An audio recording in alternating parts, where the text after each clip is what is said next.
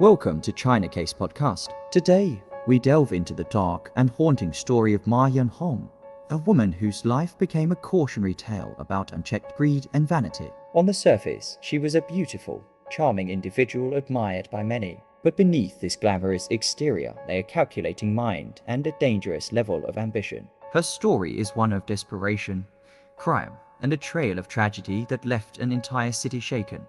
How could a young woman with so much promise descend into such brutality? Was it the circumstances of her life? Or was she always hiding a darker side beneath the surface? As we unfold this chilling narrative, you hear the details of a crime spree that started small but quickly spiraled out of control, leaving a trail of shattered lives in its wake. Let's begin by exploring the cultural context behind this story and how it might have influenced the decisions of a woman consumed by vanity and greed throughout East Asian culture. Traditional values emphasize humility, diligence, and the avoidance of ostentation. There's a saying, wealth is best kept hidden. The wisdom behind this phrase lies in the understanding that flaunting one's riches can invite envy, resentment, and even malice from those around you. In the 1990s, China was undergoing significant economic changes. Wealth disparity was growing, and with it, social tensions. In such an environment, Ma Yanhong's fixation on luxury and appearances stood out. She wasn't content with an ordinary life. She desired extravagance, admiration, and status, things she believed her beauty could buy her. But the story of Ma Yanhong serves as a chilling reminder that unchecked greed can lead to ruin. In 1994, her life took a dark turn. Living in a modest apartment in the northeastern province of Heilongjiang, Ma was struggling financially. Her landlord, a kind-hearted man named Xu Li, noticed her plight and offered her help. What should have been a moment of gratitude turned into the catalyst for tragedy. Ma Yanhong was born in 1967 in Jiamiezi City, Heilongjiang Province, during a period when China's economic reforms were still years away. Her family was solidly middle class. Her father worked in a local bank, and her mother was employed at a printing factory. Despite the modest means, Ma's parents provided a stable environment, ensuring their 5 children were well fed and cared for. Being the only daughter in a family with 4 brothers, Ma was the apple of her parents' eye. Her beauty became apparent early, with delicate features and a graceful demeanor that earned her admiration from everyone in her neighborhood. Her parents doted on her, treating her like a princess, and her brothers often indulged her every whim. This upbringing planted the seeds of vanity and entitlement that would later shape her character. As Ma grew older, her beauty drew increasing attention. Boys in her school admired her, and their compliments inflated her ego. By her teenage years, Ma began to see her looks not just as an advantage, but as a tool one she believed could open doors to a better life. However, her fixation on appearance came at a cost. She neglected her studies, believing her future wouldn't be determined by academic achievement, but by the wealth and status her beauty could attract. Her family, though stable, was not wealthy. Her parents had to support 5 children on modest incomes, which meant sacrifices had to be made. But Ma, feeling entitled to a life of luxury, began to resent these limitations. She envied the wealthy and aspired to a life where she could indulge in her desires without restraint. In 1987, at the age of 20, Ma secured a job at a local bank. Her father had used his connections to help her land the position, as it was considered a prestigious and stable career at the time. This was a turning point for Ma, and her family hoped the job would bring her a sense of responsibility and stability. But Ma saw her position at the bank differently. To her, it wasn't an opportunity to build a career, but a chance to elevate her lifestyle. She began to dress more flamboyantly, using her salary to buy clothes, makeup, and accessories that highlighted her beauty.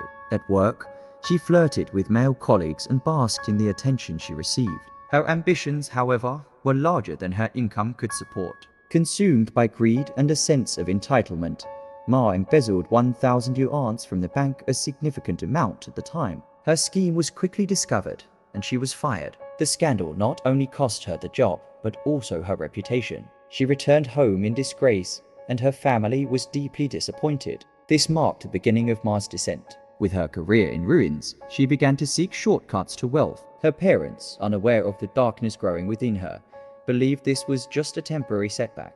They couldn't have known how far she would eventually go to fulfill her material desires. Shortly after losing her job, Ma met Yan, a young soldier stationed in her city. Yan was captivated by her beauty, and their romance quickly blossomed. For Ma, marrying a soldier promised stability and the possibility of upward mobility. They tied the knot within months, and Ma moved in with him. Initially, Ma believed she had secured the life she desired. Soldiers were well respected in society, and Yan's steady income provided some financial security. However, when Yan left the military after completing his service, he struggled to find work. His income dwindled, and the couple's financial situation grew increasingly strained. Ma's dissatisfaction with her husband turned into resentment. She viewed him as a failure who couldn't provide the life of luxury she craved. Their relationship deteriorated, and arguments over money became frequent. Ma blamed him for her unhappiness, and by 1993, she decided to leave him. The marriage ended in divorce, and Ma walked away, leaving behind Yan and their 2 young children. For Ma, the divorce was not just the end of a marriage, but a rejection of the life she despised, a life of mediocrity, struggle, and unmet desires. She vowed never to rely on a man for financial security again. Little did she know, this decision would lead her down an even darker path. By 1994, Ma Yan Hong's life had hit rock bottom. After her divorce, she moved to a modest apartment in Jiumyuzi City. Struggling to make ends meet, Ma tried to start a small business, but lacked the discipline and acumen to succeed. Her attempts at entrepreneurship failed, leaving her in debt and unable to pay rent. She faced eviction, humiliation, and the harsh reality of a life without the comfort she once dreamed of. Her landlord, Xu Shuili, was a kind-hearted man in his 50s who lived with his wife and young son. When Xu came to collect rent one day, Ma broke down in tears. She told him a pitiful story, painting herself as a victim of her ex-husband's abandonment. She claimed she hadn't eaten for days and pleaded for more time to pay. Touched by her apparent vulnerability, Xu agreed to lower her monthly rent from 50 yuans to 20 yuans. Furthermore, he handed her 200 yuans out of his pocket to help her buy food and essentials. For most people, such generosity would inspire gratitude. But for Ma, it awakened something darker. As Xu opened his wallet, she noticed a stack of cash far more than the 200 yuans he had given her. Her mind raced with thoughts of the life she could have if she had that money. She convinced herself that Xu was wealthy, and that his kindness was merely a token gesture from someone who could afford much more. Resentment began to fester. Why, she thought, should she settle for crumbs when the entire loaf was within reach? In the days following her encounter with Xu, Ma became obsessed with the idea of taking his money. Her desperation for wealth blinded her to morality, and soon, she devised a plan to eliminate Xu and his family. Her reasoning was cold and calculated. If she stole the money and left witnesses, her crime would surely be reported. The only way to secure her freedom was to silence them. A few days later, Ma arrived at Xu's home with drinks and snacks, pretending to thank him for his generosity. The Xu family welcomed her warmly, unaware of the danger she posed. During the visit, Ma served them beverages she had spiked with sedatives. Within minutes, Xu, his wife, and their child fell unconscious. With the family incapacitated, Ma began ransacking their home. She found 5,000 yuans in cash of fortune by her standards. Holding the money in her hands, she felt a surge of triumph, but her exhilaration was short-lived. Fear set in as she realized the family would wake up and report her theft. Driven by a twisted sense of self-preservation, she took the next horrifying step. Arming herself with a knife, Ma methodically murdered Xu, his wife, and their child. Her actions were swift and brutal, betraying no hesitation. But even this wasn't enough for her.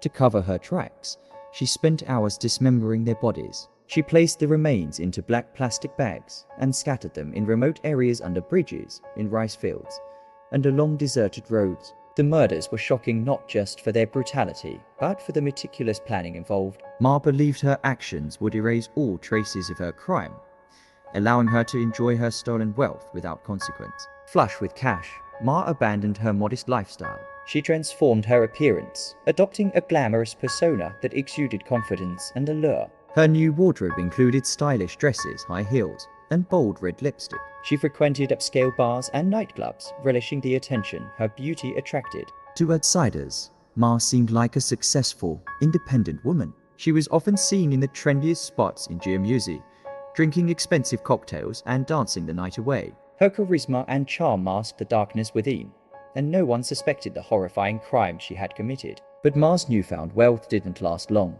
Her spending habits were extravagant, and within months, the money she had stolen was gone. Desperate to maintain her lifestyle, she began searching for her next victim. Ma turned to a matchmaking agency under the alias Ren Suya to find a wealthy partner. It wasn't long before she met Dong Daikang, a local policeman. Dong was instantly captivated by her beauty and charm. He believed he had found his soulmate and quickly proposed marriage. As a gesture of his sincerity, Dong revealed he had saved over 20,000 yuan for their future together. For Ma, this revelation was like blood in the water for a shark. Her focus shifted entirely to the money, and she began plotting her next move. On June 2, 1995, Ma invited Dong to her apartment for dinner. She prepared a lavish meal and poured him drinks laced with sedatives. Once Dong fell unconscious, Ma coldly murdered him, using a kitchen knife to end his life. She then stole his 20,000 yuan and disposed of his body, just as she had done with the Shu family. Dong's disappearance didn't go unnoticed.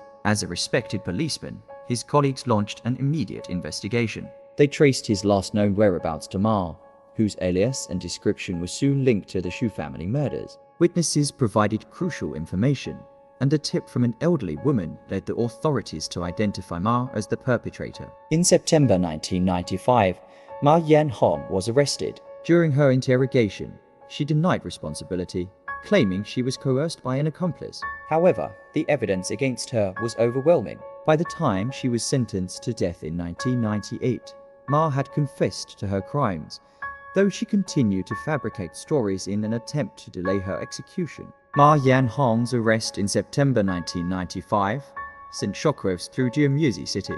The gruesome details of her crimes, murder, dismemberment, and deception were beyond what most could fathom. Her case quickly garnered national attention, with media outlets covering every development. For the citizens of Jiamyuzi, Ma's actions weren't just crimes, they were betrayals of trust and humanity. During her interrogation, Ma initially attempted to deflect blame. She claimed that a man, identified only as Mr. Wang, had coerced her into committing the murders. According to Ma, Wang was the mastermind who planned the crimes and forced her to carry them out under threats of violence. However, as investigators dug deeper, they found no evidence to support the existence of this alleged accomplice. It became clear that Ma had fabricated the story to buy herself time. The trial began in early 1996, and the courtroom was packed with spectators eager to see justice served. Ma appeared calm and composed, her beauty still captivating despite the horrific nature of her crimes. This composure only fueled public outrage,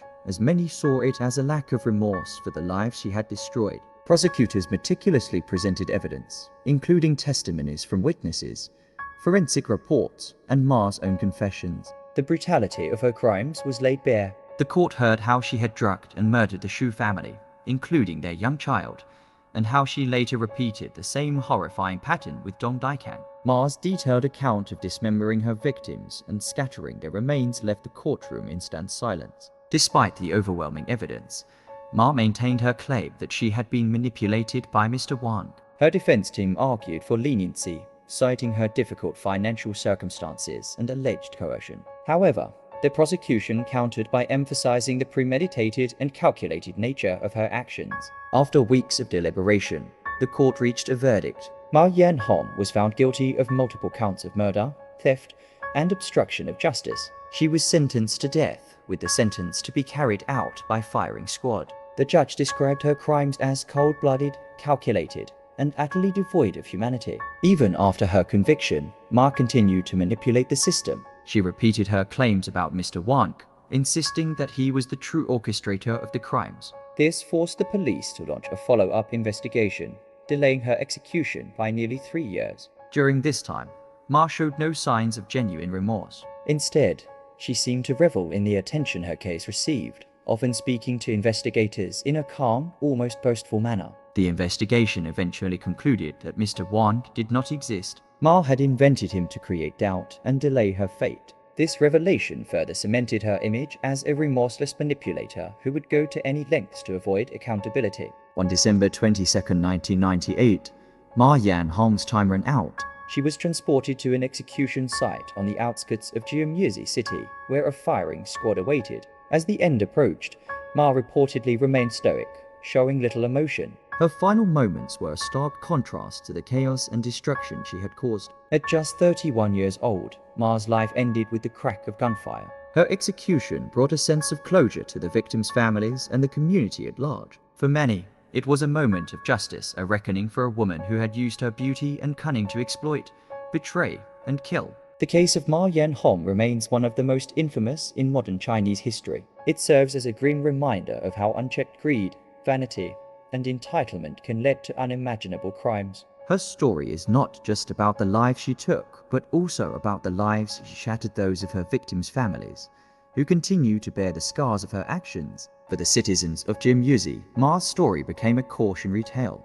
It underscored the importance of vigilance and the dangers of misplaced trust. It also highlighted the need for justice systems to adapt to the growing complexities of crime in a rapidly changing society. The tragic tale of Ma Yanhong offers lessons for us all. Her descent into crime was fueled by greed, vanity, and a belief that she could escape the consequences of her actions. But her story also demonstrates the resilience of justice. Though it took time, the truth prevailed, and Ma was held accountable for her crimes. As we conclude this episode of China Case Podcast, we leave you with a thought.